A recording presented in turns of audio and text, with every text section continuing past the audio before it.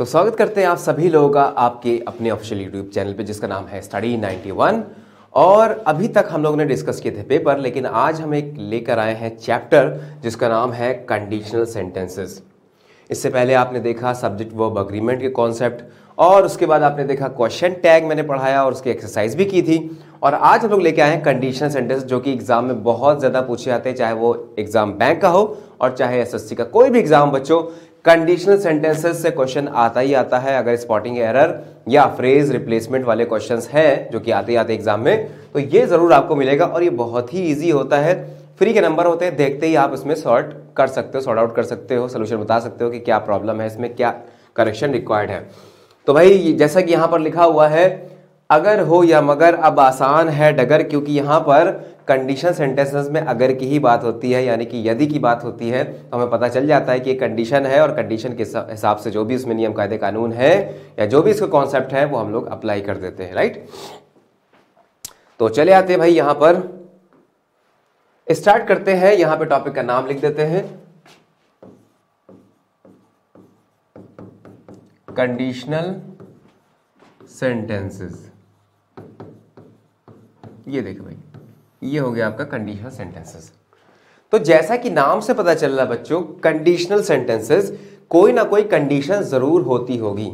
आपको याद होगा कि जब आप छोटे थे, स्कूल में पढ़ाई करते थे, तो अक्सर मम्मी पापा थोड़ी सी लालच देते थे और कहते थे कि अगर क्लास में फर्स्ट आओगे या आ गए, है ना, तो स्कूटी दिला देंगे। या ये भी कहते थे कि हाँ, अगर अच्छे से खा लोगे खाना तो टॉय दिला देंगे। तो ये जो सेंटेंस बोला गया, ये फ्यूचर टाइप का सेंटेंस है, यानी जिसमें आप देख सकते हो कि दोनों ही पार्ट ऑफ द सेंटेंस किसमें, क्लॉजेस किसमें, फ्यूचर में है। तो इसमें क्या कॉन्सेप्ट अप्लाई होता है मैं आपको बाद में बताऊंगा, लेकिन आप सेंटेंस के स्ट्रक्चर के अकॉर्डिंग इसको 4 पार्ट में रखा गया। कंडीशनल सेंटेंसेस को सेंटेंस के स्ट्रक्चर के अकॉर्डिंग 4 पार्ट में रखा गया, जिसको हम लोग पहले पार्ट को बोलते हैं 0, सेकंड वाले को बोलते हैं 1, थर्ड वाले को बोलते हैं सेकंड टाइप और फोर्थ वाले को बोलते हैं थर्ड टाइप। यानी कि 4 तरीके के सेंटेंसेस या स्ट्रक्चर इसमें बनते हैं। और जिसको हम लोग 0 टाइप बोलते हैं वो हमको पढ़ना तो बिल्कुल भी नहीं पड़ेगा। रीजन क्या है, क्योंकि उसमें दिया होता है 0 टाइप में क्या होता है बच्चों, कंडीशन दोनों प्रेजेंट की होती है। जैसे एग्जाम्पल के तौर पर मैं आपको बताऊं कि यदि मैं सुबह जल्दी उठ जाता हूं, या अगर मैं सुबह जल्दी उठ जाता हूं तो मैं दिन भर सोता रहता हूं। देखो दोनों बातें किसमें है, प्रेजेंट इंडेफिनिट में है, राइट। यदि मैं सुबह जल्दी उठ जाता हूं तो मैं दिन भर सोता रहता हूं। तो इसको ट्रांसलेट करने के लिए इसमें कोई भी नया कायदा कानून इसमें अप्लाई नहीं होगा। सीधे सीधे जैसे हम ट्रांसलेट करते हैं, प्रेजेंट इंडेफिनिट को अप्लाई करते हैं, वैसे इसका ट्रांसलेशन हो जाएगा। इसमें बहुत ज़्यादा दिक्कत नहीं आने वाली। तो इसका ट्रांसलेशन क्या होगा बच्चों, यदि मैं जल्दी सुबह उठ जाता हूं तो मैं दिन भर सोता रहता हूं। If I get up early in the morning I sleep all the day और द होल डे, ऐसे कह सकते हो, राइट। तो ये क्लियर था 0 टाइप, इसमें कोई भी दिक्कत आपको नहीं आई। अब कहां से दिक्कत आती है और कहां से क्वेश्चंस बनना चालू होते हैं वो बताते हैं। टाइप 1 से क्वेश्चन बनना चालू होता है, क्योंकि इसमें होता क्या बच्चों, इसमें होती कंडीशन फ्यूचर की। ये देखिए, फ्यूचर टेंस होगा और उसके बाद भी फ्यूचर टेंस होगा। कैसा साउंड करेगा ये देखें। मैंने कहा कि यदि इफ मैं मुंबई जाऊंगा, अब देखो बच्चों को यहां लगता क्या है, यदि मैं मुंबई जाऊंगा तो इसका मतलब ये है फ्यूचर इंडेफिनिट, तो इसको फ्यूचर इंडेफिनिट में ट्रांसलेट कर दो। बच्चों को यही लगता है, तो कहते हैं कि if I will go to Mumbai, फिर कॉमा लगाते हैं। देन लगाने की जरूरत नहीं बच्चों, कॉमा इज सफिशिएंट। हर बार देन मत लगाया करो, देन तब लगता है जब तब का सेंस हो, अदरवाइज तब का सेंस यहां पर comma is sufficient to give that sense, ठीक है। तो if I will go to Mumbai, ऐसा लगता है कि फ्यूचर में जा रहा है, जब मैं मुंबई जाऊंगा या यदि मैं मुंबई जाऊंगा तो आपके लिए एक टॉय लेकर आऊंगा। तो क्या होगा इसके लिए, आई will bring a toy for you. देखिए, यदि मैं मुंबई जाऊंगा तो आपके लिए एक टॉय लेकर आऊंगा। तो ऐसा लग रहा है दोनों बातें फ्यूचर की हैं, तो दोनों जगह लगा दो विल या शैल। लेकिन मैं आपको बता दूं कि इसी टाइप से क्वेश्चंस एग्जाम में पूछे जाते हैं, सिर्फ इफ नहीं बल्कि अलग अलग यहाँ पे कीवर्ड्स लिखे रहते हैं और उसमें करना ये होता है कि इनके साथ कभी भी विल या शैल का यूज नहीं करना होता, यानी कि कंडीशनल पार्ट जो है सेंटेंस का, कंडीशनल क्लॉज जिसको बोलते हैं, वो हमेशा बनेगा प्रेजेंट इंडेफिनिट में बच्चों, वो कभी भी फ्यूचर में नहीं जाएगा। अच्छा, एक तरीके से और समझ लेते हैं कि कभी भी कनेक्टेड क्लॉजेस में अगर दो सेंटेंसेस कनेक्ट हैं तो दोनों में विल या शैल का यूज नहीं किया जाएगा, और दो कनेक्टेड सेंटेंस में दोनों तरफ हैड का यूज भी नहीं किया जाएगा। जैसे मैंने कहा कि मेरे स्टेशन पहुंचने से पहले रेलगाड़ी छूट चुकी थी या जा चुकी थी, तो ऐसे सेंटेंस में आप देखेंगे कि एक बनेगा पास्ट परफेक्ट में तो दूसरा पार्ट बनेगा पास्ट इंडेफिनिट में। इन द सेम मैनर ये कॉम्बिनेशन यहाँ पर फ्यूचर का जब होता है तो एक बन जाता है फ्यूचर इंडेफिनिट में और दूसरा बन जाता है प्रेजेंट इंडेफिनिट में। तो अब ये कैसे पता चलेगा? कई बच्चे ये कहते हैं कि सर जो जिससे शुरू होता है उसमें से विल या शैल हटा देते हैं, या जो सेकंड वाला पार्ट होता है इसमें से विल या शैल। कुछ नहीं, ऐसा कुछ नहीं करना होता है, आपको देखना होता है कंडीशनल क्लॉज कौन सा होता है। हम चाहे तो इसकी पोजीशन चेंज कर सकते हैं, हम ऐसे कह सकते हैं कि I will bring a toy for you if I will go to Mumbai, यानी कि हम सेंटेंस के पार्ट को यहां पर पहले शिफ्ट कर दे और इफ वाले को बाद में ले जाए तो भी कोई फर्क नहीं पड़ेगा। तो अब जैसे कि आप देख सकते हो कि इफ कौन से क्लॉज में, इसमें है, तो यहां से विल आपको हटाना पड़ेगा। अगर हम सेंटेंस ऐसे बोलते हैं कि I will bring a toy for you if I will, अगर इफ हम लोग बाद में लगाते तो अगेन इफ वाली जो क्लॉज होती है इसमें से विल या शैल हटाना पड़ता है। इसको पहला या दूसरे से मत समझे, बल्कि समझे कुछ ऐसे कीवर्ड्स होते हैं जैसे यहाँ पर इफ है जिनके साथ कभी भी विल या शैल का यूज नहीं किया जाता। तो एक बात तो आप समझ गए, इफ के साथ ऐसा होता है। सिर्फ इफ ऐसा नहीं है जिसके साथ ऐसा होता है, वो कौन कौन से वर्ड्स हैं बच्चों जिनके क्लॉज में आपको कभी भी विल या शैल का यूज नहीं करना होता, वो देखिए एक बार यहां पे लिख देते हैं, इसको रब करते हैं।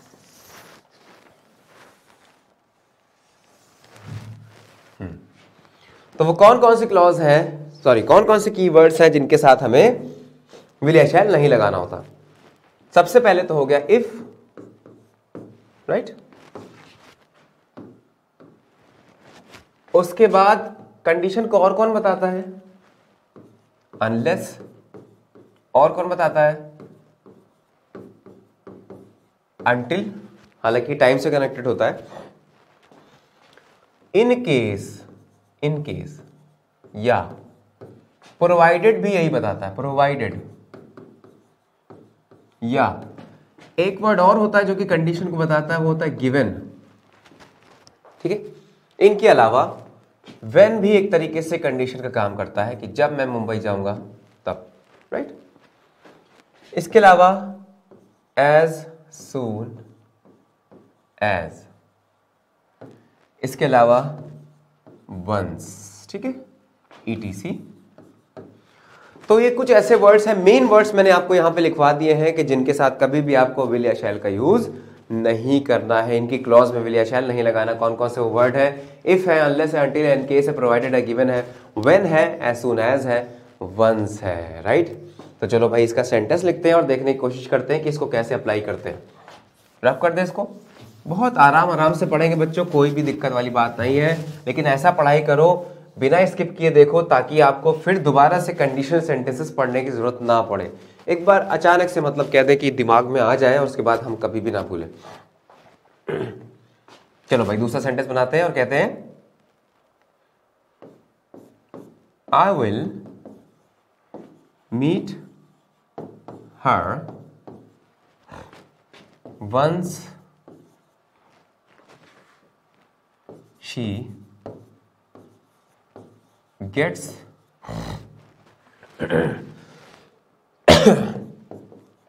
the certificate।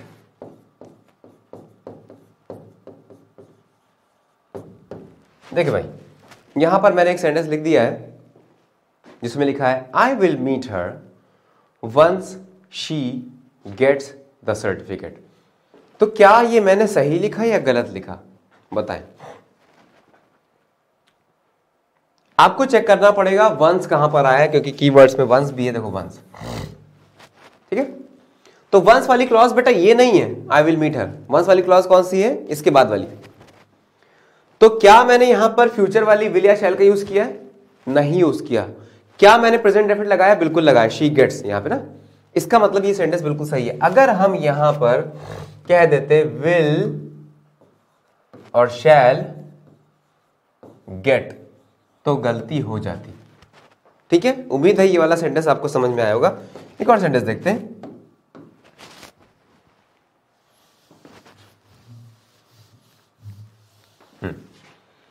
The next sentence is the students will leave the class as soon as the bell will ring। तो बच्चों इसका अर्थ क्या हुआ?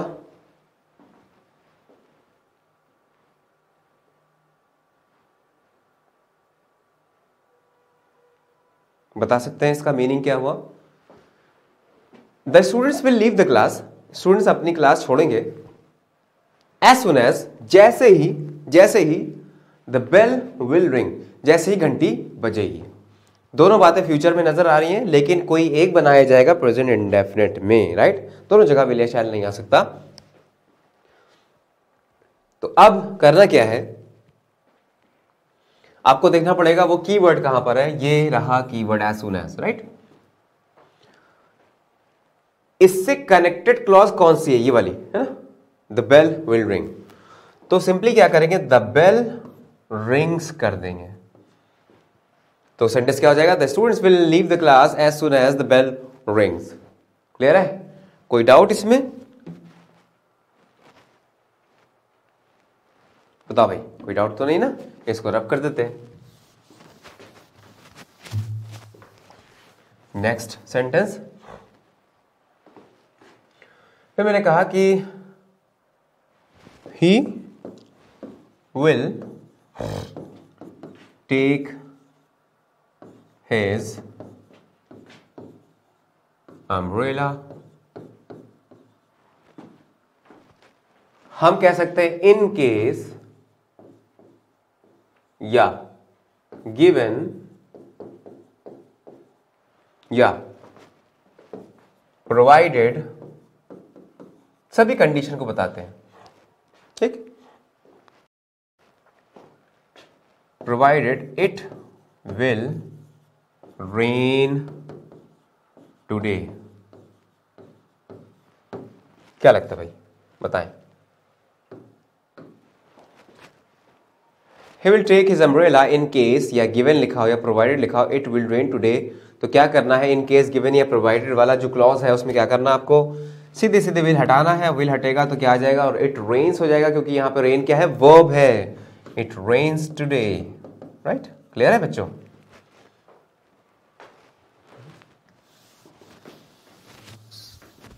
And in the same manner अगर हम लिख दें,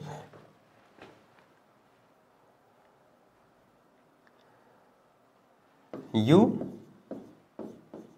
can't get your salary, you can't get your salary unless, बताना इसमें क्या क्या एरर्स है। unless मैंने लगा दिया, unless क्या किया, यहां पे सेंटेंस लिख रहा हूं, unless you will not submit your form. देखिए, तो मैंने यहां पर विल का यूज नहीं किया, यहां पे मैंने कैन का यूज किया है। कोई दिक्कत वाली बात नहीं, बस आपको देखना ये है कि ये जो कीवर्ड यहां पे अनलेस लिखा हुआ है या अनटिल लिखा हुआ है, इनके बाद वाली जो क्लॉजेस में विल या शैल नहीं आना चाहिए, मेक श्योर। और बच्चों दूसरी बात ये कि अनलेस और अनटिल में पहले से यूएन लगा है, जिसका मतलब होता है नॉट के। इसका मतलब ये है इफ नॉट की कंडीशन। इफ के साथ नॉट या अनलेस भी कह सकते हैं। अनलेस बच्चों और कुछ नहीं बल्कि इफ नॉट ही होता है। अनलेस में यूएन का मतलब क्या होता है, नॉट पहले से लगा हुआ है, तो हमें इसके बाद नॉट भी नहीं लगाना होता। अगर किसी सेंटेंस में इसके बाद नॉट आता है अनलेस या अनटिल के बाद, तो वहां पर गलती 100% होती है। तो क्या करेंगे, पहली चीज तो यहां पर नॉट नहीं आ सकता, और दूसरी चीज यहां पर विल भी नहीं आ सकता।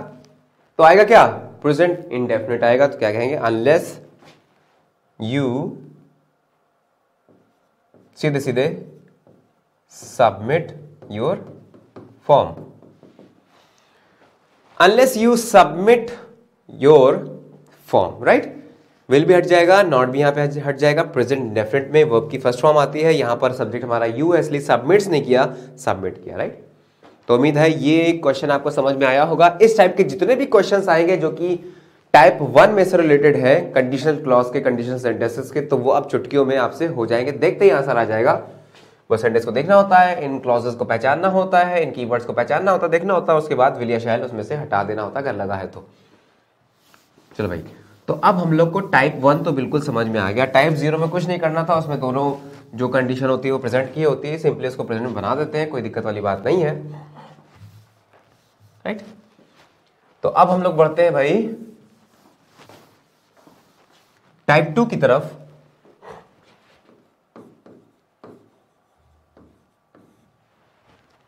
कि जिसमें बात होती है पास्ट की या विश की। देखिए, अब इसमें डिफरेंशिएट हमको करना है। कई लोग टाइप 2 को टाइप 3 से डिफरेंशिएट नहीं कर पाते और कहते हैं कि सर एक जैसा ही तो लग रहा है, जैसे एक जैसा नहीं होता। दो कंडीशन मैं आपको दे रहा हूं, दोनों को बहुत ध्यान समझना। आप मेरे पास आए, पहली कंडीशन, आप मेरे पास आए, आपने कहा कि भाई का एडमिशन कराना है किसी एक अच्छी यूनिवर्सिटी में, है ना। तो मैंने कहा कि अब सीटें तो फुल हो गई सारी, नहीं हो सकता। तो आपने ये कहा सर देख लीजिए, किसी तरीके से करवा दीजिए, कुछ जुगाड़ सोर्स कुछ है तो करवा दीजिए। तो मैंने कहा कि हम तो नहीं करवा सकते, हाँ यदि मैं प्रधानमंत्री होता या यदि मैं मिनिस्टर होता तो करवा देता। अब बहुत ध्यान समझना, क्या ये मैंने कोई पास्ट की बात बोली या प्रेजेंट की बात बोली? नहीं, प्रेजेंट की ही बात बोली है। लेकिन एक विश जाहिर होती है कि यदि ऐसा होता तो ऐसा होता, है ना। यदि मैं राजा होता तो बहुत दयावान होता, या यदि मैं पक्षी होता तो उड़ जाता, या ये ऐसे भी हो सकता है कि यदि मैं तुम्हारी जगह होता तो ये काम करता, है ना। तो विश इससे जाहिर हो रही है। कैसे पता चलेगा? ये स्पीकर के ऊपर भी डिपेंड करता है कि वो पास्ट की ऐसी घटनाओं को लेना चाहता है कि जो पूरी ना हो सकी पास्ट में। जैसे मैंने कहा, एक और सेंटेंस सुनिए, एक और कंडीशन। आप मेरे पास आए, आपने कहा कि अरे भाई उस दिन शादी में अकेले अकेले चले गए थे, हमको लेके नहीं गए। तो मैंने कहा अगर गाड़ी में जगह होती तो तुम्हें ले चलते। या दूसरी बात एक और सुनिए, अगर तुम वक्त पर आए होते तो तुम्हें ले चलते। इसका मतलब क्या हो? ये पास्ट की बात हो रही है, ना तो तुम टाइम पर आए और ना हमारे साथ चले। और दूसरी कंडीशन क्या है? विश वाली, जिसमें हम लोग कोई विश, इच्छा जाहिर करते हैं। जैसे कि अगर मैं मैथ में अच्छा होता तो मैं हमेशा फर्स्ट आता, ये विश वाली बात मैं कर रहा हूं, राइट। या अगर मैं एक डॉक्टर होता तो तुम्हारा इलाज कर देता, अगर मेरे पास पैसे होते तो इस भिखारी को दे देता। से मैं रास्ते से जा रहा था और मैं अपने एक फ्रेंड के साथ था, तो उसने कहा कि तुम्हारे पास कुछ है, इसकी मदद कर दो। तो मैंने कहा कि यार अगर मेरे पास पैसे होते, यानी आई विश आई हैव मनी, अगर मेरे पास पैसे होते तो उसको दे देता। ये बात ऐसे नहीं कि बीत चुकी है, अभी भी आपके पास टाइम, अभी आप देख सकते हो, लेकिन द प्रॉब्लम इज पैसे नहीं है। तो आपने क्या कहा? इच्छा जाहिर की कि अगर मेरे पास पैसे होते अभी जेब में तो मैं इसको दे देता। तो ये आ जाता है टाइप 2 में। लेकिन जो उसके बाद मैंने बोला कि अगर भिखारी मेरे दरवाजे पर आता, है ना, जैसे मान लो वो कहीं जा रहा है और मैंने पास की कोई घटना बताई कि अरे भाई ये तो बहुत गरीब है, इसकी कोई हेल्प नहीं करता। तो मैंने कहा कि अगर उस दिन ये भिखारी मेरे दरवाजे पर आता, मुझसे मांगता, तो मैं इसको ढेर सारा सोना नहीं, ढेर सारा खाना दे देता, है ना। तो ये बात किसकी हो गई? ये पास्ट की बात हो गई। और जो पास्ट की ऐसी घटनाएं जो पूरी ना हो सकी, उनको हम लोग रखते हैं टाइप 3 में। और दोनों के स्ट्रक्चर में डिफरेंस आ जाता है। देखिए क्या डिफरेंस होता है।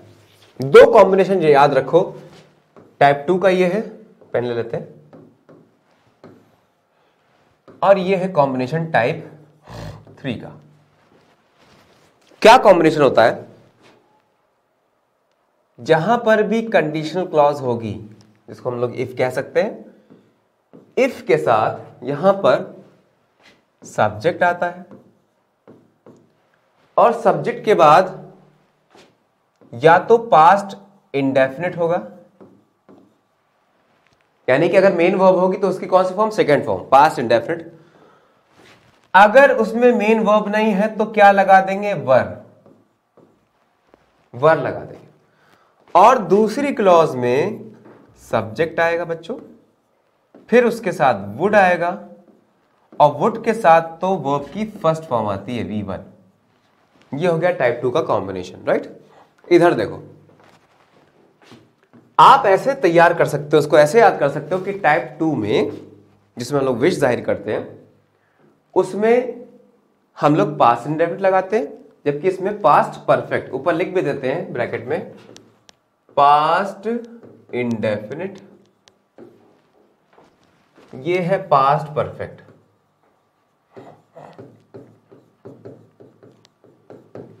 राइट। तो इसमें क्या करते हैं, इफ के साथ लगाते हैं सब्जेक्ट,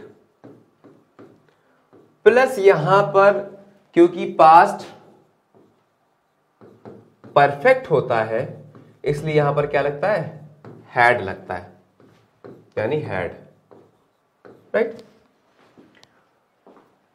और अगर पास्ट परफेक्ट यहां पर आ गया तो सिंपल सी बात है, पास्ट परफेक्ट में जो भी फॉलो होता है यानी वर्ब की थर्ड फॉर्म है उसमें लगा देंगे, और दूसरी क्लॉज में जाएगा सब्जेक्ट प्लस वुड हैव। बच्चों यहां पर देख सकते हैं सिर्फ वुड आता है, जबकि यहां पर आता है वुड हैव, और इसके साथ प्लस वुड हैव के साथ कौन सी फॉर्म जाएगी, V3। तो इसको समझना बच्चों बहुत ही आसान है। आप देख सकते हैं कि जब हमने यहां पर पास्ट इंडेफिनिट फॉलो किया यानी कि second form of the main verb, और अगर मेन वर्ब नहीं है तो ये याद रखें कि कभी भी वॉज, एम या इज नहीं आ सकता। टू बी की जब फॉर्म है, टू बी फॉर्म, तो टू बी की हमेशा वर फॉर्म यूज होगी, क्योंकि ये एक इमेजिनरी कंडीशन है, यानी कि इसमें विश जाहिर होती है, इमेजिनरी, इमेजिनेशन एक तरीके की। अगर मेरे पास पैसा होता तो देता, अगर मैं राजा होता तो ये कर देता, इमेजिनरी थिंग है। तो जब इनका कॉम्बिनेशन होता है तो अदर सेंटेंस में हमेशा याद रखना कि वुड आता है, वुड के साथ जाहिर सी बात है कौन सी फॉर्म आएगी, V1 फर्स्ट फॉर्म आएगी। जबकि इसमें जब ऐसी पास्ट की घटनाएं होती हैं जो पूरी ना हो सकी तो उसको हम लोग बनाते पास्ट परफेक्ट में, और पास्ट परफेक्ट में क्योंकि भाई पहले की बात है, बीत चुकी है, इसलिए यहां पर लगा देते हैं वुड हैव, राइट, ताकि पता चले कि ये बात पहले की बात है। जैसे हमने कहा कि तुम्हें पढ़ाई करनी चाहिए तो यू शुड स्टडी, इसी को पास में ले जाओ, तुम्हें पढ़ाई करनी चाहिए थी, you should have studied, right, you should have studies. In the same manner बात अगर पास की हो रही है, यू वुड हैव या कुड हैव लगा देंगे, राइट। ऐसा नहीं है कि यहां पर सिर्फ वुड ही आएगा, सिर्फ वुड आएगा, यहां पर बच्चों कुड भी आ सकता है और इवन शुड भी आ सकता है। इन द सेम मैनर यहां पर भी कुड भी आ सकता है और शुड भी हो सकता है। ये डिपेंड करता है कि हम कहना क्या चाहते हैं। जैसे मैंने कहा कि अगर डायरेक्ट हिट होती विकेट्स पर तो वो आउट हो जाता तो वुड लगाएंगे, अगर डायरेक्ट हिट होती तो वो आउट हो सकता था तो कुड लगाएंगे, अगर डायरेक्ट हिट होती तो उसे आउट हो जाना चाहिए था तो शुड लगाएंगे, राइट। तो बच्चों ये हो गया, इसके स्क्रीनशॉट आप ले सकते हो। मैं हट जाता हूं यहां से, आप देख लो, अच्छे समझ लो, फिर उसके बाद सेंटेंसेस पे आते हैं।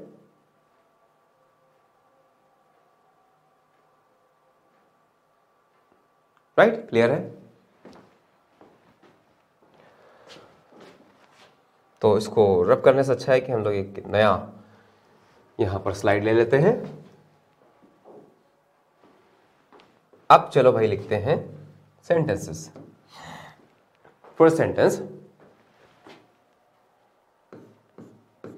If I was a bird, कई लोग ये गलती करते हैं, if I was bird I would have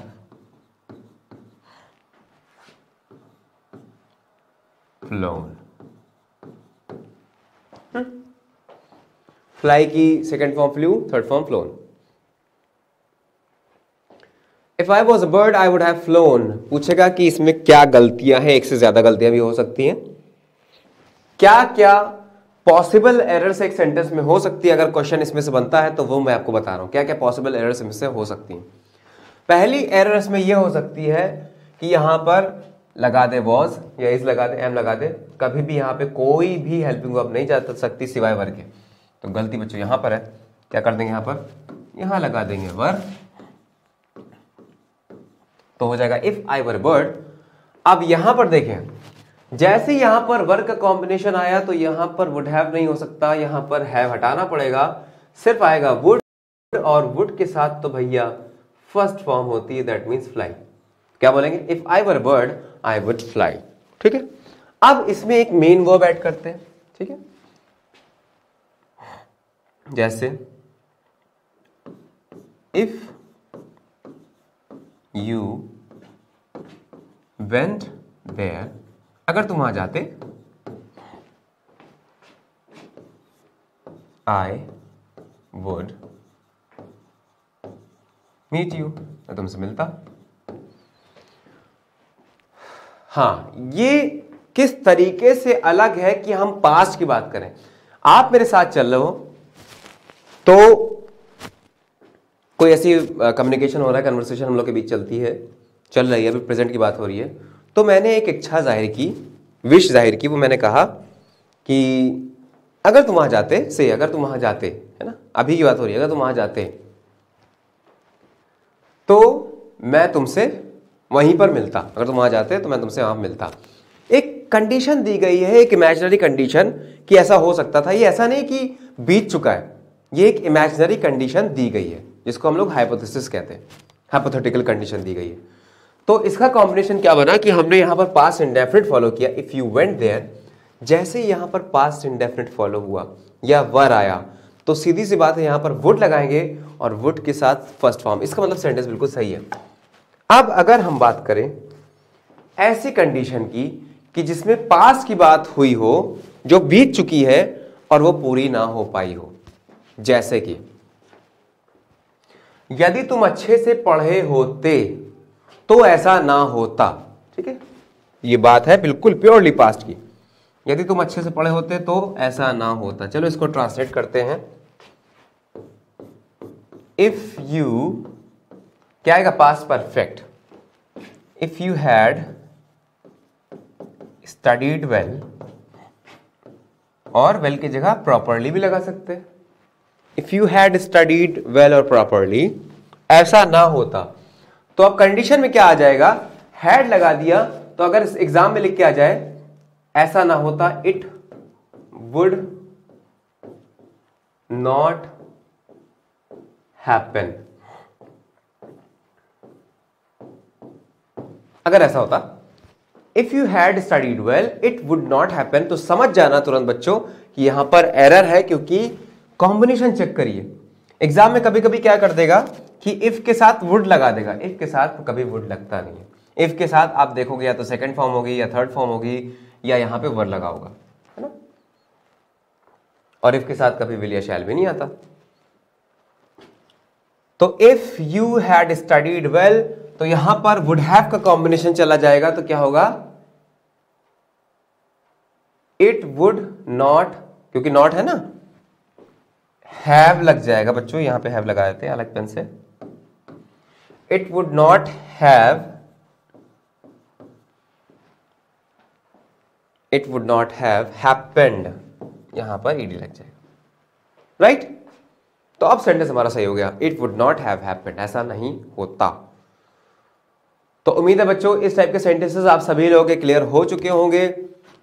इस टाइप का कोई भी सेंटेंस आएगा तो आप बखूबी कर लोगे। एक बात इसमें और बतानी है कि इसी सेंटेंस को लिखने का एक और तरीका होता है, और कभी कभी एग्जाम में वो तरीका आ जाता है। वो तरीका क्या है, देखें, इफ को हटा दो और हैड को आगे ले आओ, हैड को आगे ले आओ, तो क्या हो जाएगा, हैड यू स्टडीड वेल, और बाकी का सेंटेंस सेम रहेगा, सेम रहेगा, राइट।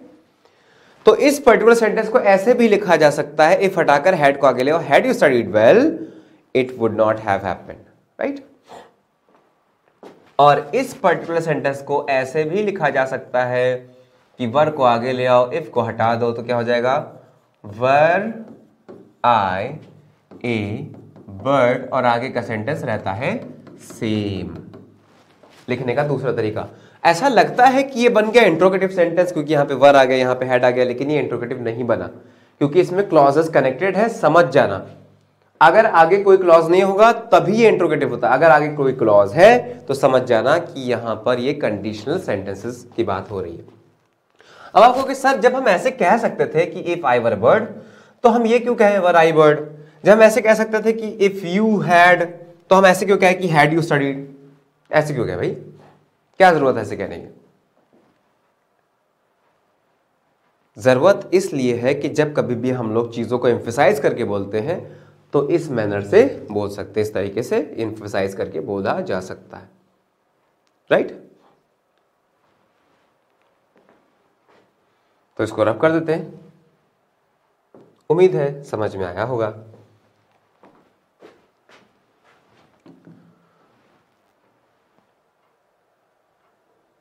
अब जैसा कि हमने आपको यहां पर बताया कि कंडीशनल सेंटेंसेस इस तरीके से टाइप में डिवाइड हो जाते हैं। 0 टाइप हो जाता है, 1 हो जाता है, 2 हो जाता है और 3 हो जाता है।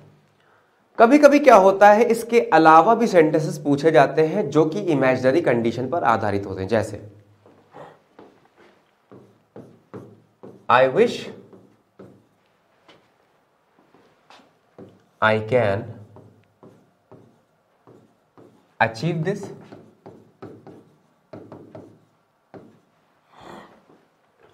आई wish I can achieve this. गलती क्या है? विश जाहिर हो रही है, ये बन जाएगा पास्ट में, I wish I could. Pen में कुछ कमी आ रही है, कुछ गलती हो रही है। I could achieve this. ठीक है, एक और देखें, विश को जाहिर करते हैं ओ दैट से भी। ओ दैट यू, नहीं यू नहीं लगाएंगे, कुछ और लेते हैं। ओ दैट, क्योंकि यू के साथ तो वर लगता ही रखता है ना, कुछ और लिखते हैं। ओ दैट ही वॉज रिच। क्या कहना चाहता है? काश कि ऐसा होता, या काश वह रिच होता, यानी है नहीं होता। दैट मीन्स ये इमेजिनरी कंडीशन है, लगेगा were, right? Oh that he were rich, right? एक और देखें, अगर हमें कहना हो कि वह ऐसे बात करती है जैसे कि मेरी मां हो। Example, she talks as if she is my mother। देखिए भाई, she talks as if she is my mother। क्या लगता है आपको, क्या होना चाहिए? करेक्शन क्या है? she talks as if she is my mother।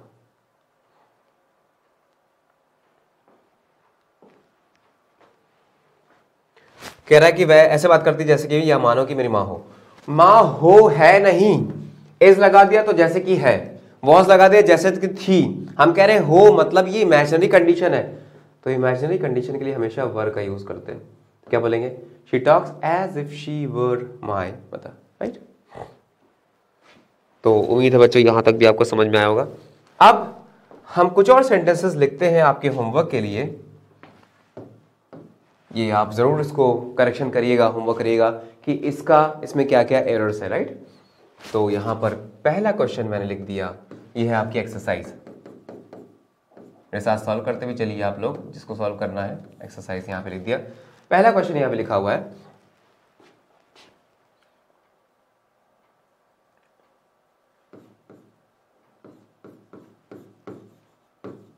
when a teacher, sorry इसमें कोई एरर आ रहा है। when a teacher will say something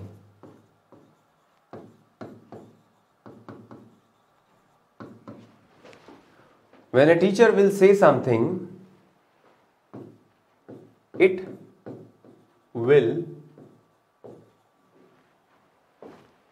be better. When a teacher says something, when a teacher will say something, it will be better. देखो गायब हो जा रहा, भूत आ गया इसमें। सेकेंड सेंटेंस आपके लिए लिखते हैं, बताएंगे सभी लोग क्या करेक्शन होगा। Had you gone there, had you gone there, she would meet you.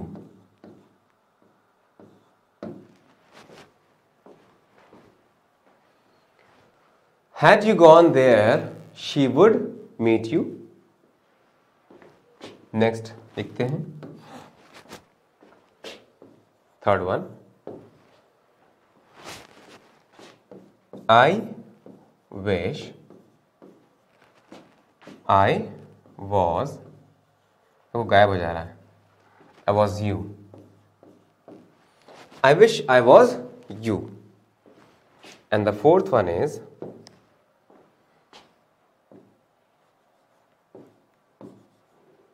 was he a teacher?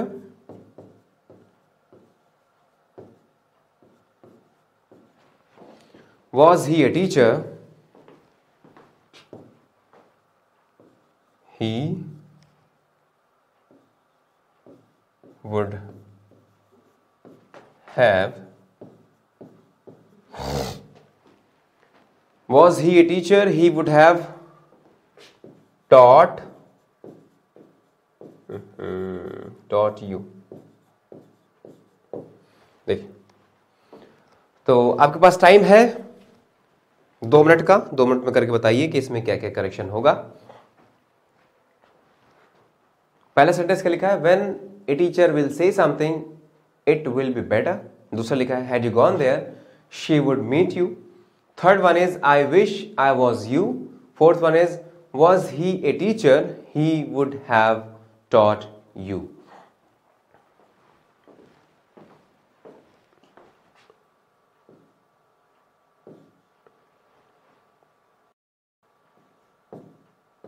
सही लिख नहीं रहा है।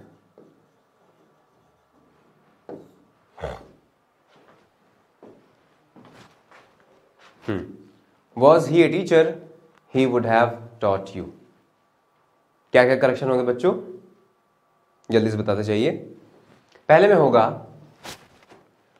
व्हेन ए टीचर, व्हेन के साथ विल का यूज नहीं करेंगे, व्हेन ए टीचर और प्रेजेंट डेफिनेट हो जाएगा, व्हेन ए टीचर सेज ना, when a teacher says something, ये हो जाएगा, right, it will be better.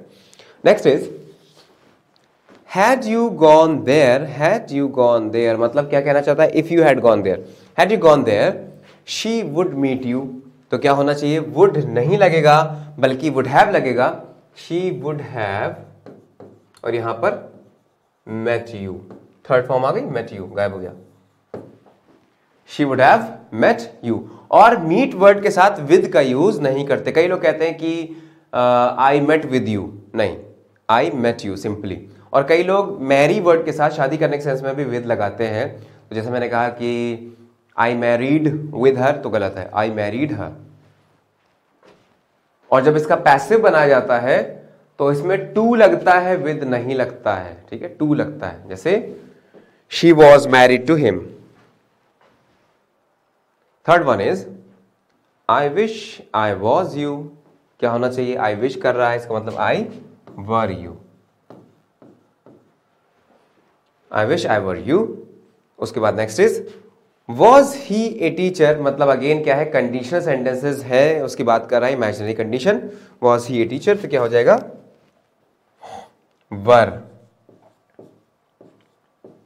Were he a teacher. और जब भी इधर वर्क कॉम्बिनेशन होता है तो उधर वुड हैव नहीं जाता बल्कि सिर्फ वुड जाता है, ही ही वुड, और जैसे ही वुड आया तो बच्चों वुड के साथ वर्ब की कौन सी फॉर्म आती है? फर्स्ट फॉर्म आती है, तो क्या हो जाएगा? टीच हो जाएगा। He would teach.